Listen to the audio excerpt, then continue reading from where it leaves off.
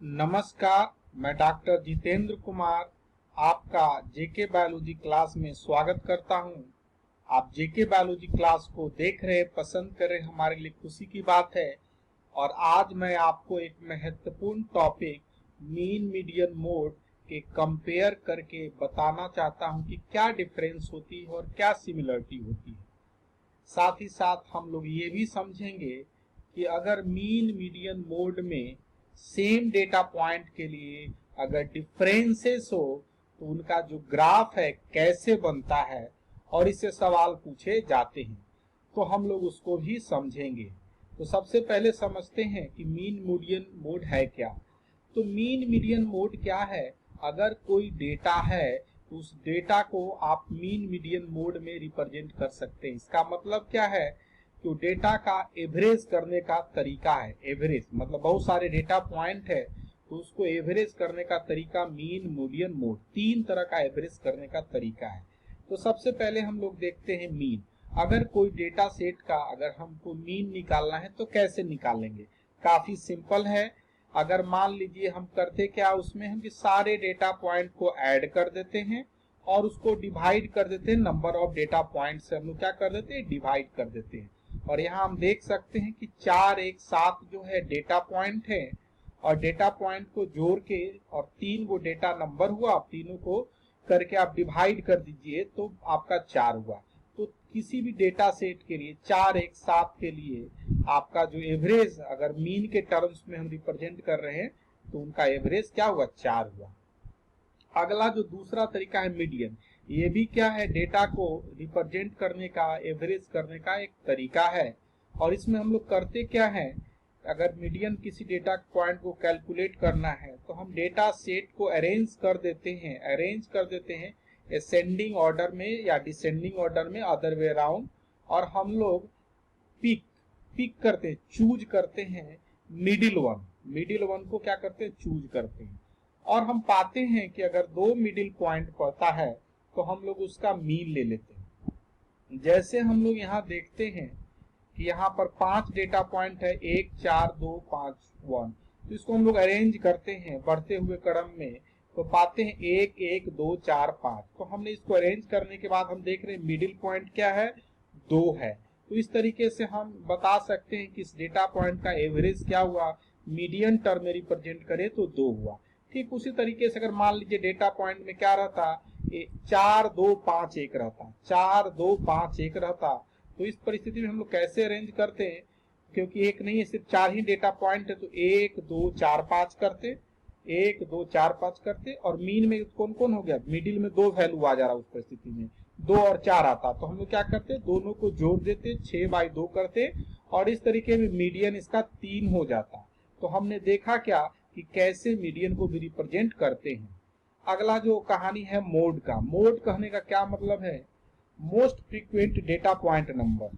तो हम लोग देखते हैं कि डेटा पॉइंट में किसकी फ्रीक्वेंसी ज्यादा है और वही वो डेटा के लिए मोड हो जाता है, और सिंपल भाषा में बोले तो उसका वो एवरेज हो जाता है। जैसे हम यहाँ डेटा पॉइंट 1 4 2 5 1, तो हम देख रहे हैं इस डेटा पॉइंट में कि 1 की फ्रीक्वेंसी क्या है, सबसे ज्यादा है। 1 की फ्रीक्वेंसी क्या है, सबसे ज्यादा है।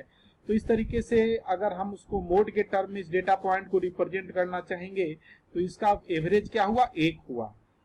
ठीक उसी तरीके से अगर 1 4 2 5 है तो इसका मोड क्या हुआ, तो आप देख सकते हैं कि सारे डाटा पॉइंट की फ्रीक्वेंसी एक ही बार है, 1 1 बार, 4 1 बार, 2 1 बार, 5 1 बार। तो इस तरीके से इसकी जो फ्रीक्वेंसी है डेटा पॉइंट का सब बराबर है, तो इसमें इसका क्या होगा, नो मोड। तो सबसे अच्छा जो एवरेज रिप्रेजेंट करने का तरीका है जो मीन है, और मोड अच्छा तरीका नहीं माना जाता है, लेकिन कैसे रिप्रेजेंट करते हैं हमने इसको देखा। अब आगे की कहानी को समझते हैं। कोई भी डेटा पॉइंट के लिए हम बिलीव करते हैं कि मीन मीडियन मोड बराबर होना चाहिए, मीन मीडियन मोड बराबर होना चाहिए। तो वैसी परिस्थिति में अगर मीन मीडियन मोड अगर बराबर है और उस डेटा का हम लोग डिस्ट्रीब्यूशन करें तो बिल्कुल सिमेट्रिकल तरह का हमको डेटा मिलेगा, और इस परिस्थिति में मीन मीडियन मोड हमारा क्या होगा, बिल्कुल बराबर हो मीन मीडियन, तो हमारा डेटा क्या होगा, सिमेट्रिकल होगा।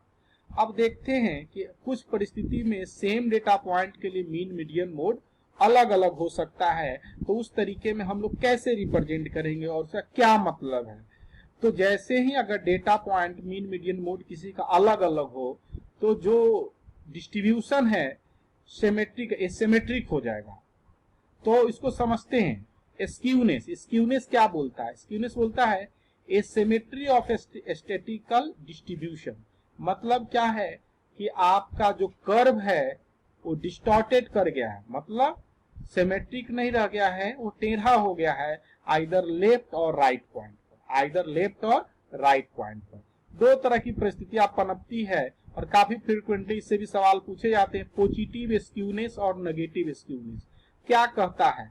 आप पाएंगे कि जैसे ही अगर मीन और मीडियन का जो वैल्यू है ज्यादा है मोड से, मीन और मीडियन का वैल्यू ज्यादा है मोड से, आप देख सकते हैं कि मोड का, तो आप पाएंगे कि उस तरीके स्थिति में पॉजिटिव स्क्यू को शो करेगा। मतलब कि जो राइट साइड है, राइट साइड डिस्टॉर्टेड कर जाएगा, लॉन्गर होगा और फ्लैटर कर्व दिखाएगा। कब दिखाएगा? जब मीन और मीडियन क्या हो, ज्यादा हो किसी डेटा पॉइंट के लिए कंपेयर टू मोड। तो स्क्यूनेस, पॉजिटिव स्क्यूनेस मतलब राइट साइड का जो कर्व है सिमेट्रिकल न होके क्या हो जाएगा, डिस्टॉर्ट हो जाएगा, टेढ़ा हो जाएगा, स्क्यू हो जाएगा।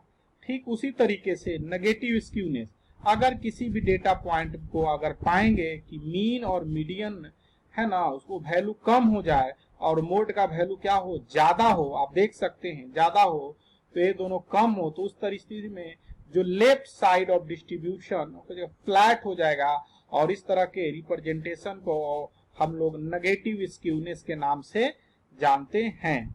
तो in general mean median mode बराबर रहेगा तो फ्लैट कर्व दोनों तरीके से सिमेट्रिकल होगा। अगर मोड क्या है, कम है, तो क्या होगा, पॉजिटिव स्क्यूनेस को शो करेगा। ठीक है, और नेगेटिव स्क्यूनेस का मतलब क्या होगा कि राइट साइड का कर्व फ्लैट कर जाएगा। कब? जब मोड आपका क्या हो, ज्यादा हो मीन मीडियन से। तो हमने यहाँ देखा कि डिफरेंट तरह की परिस्थितियों में कैसे मीन मीडियन मोड निकालते हैं, काफी फ्रिक्वेंटली CSIR में पूछे जाते हैं। साथ साथ ये भी पॉजिटिव स्क्यूनेस और नेगेटिव स्क्यूनेस किस किस कंडीशन में होता है ये भी पूछे जाते हैं।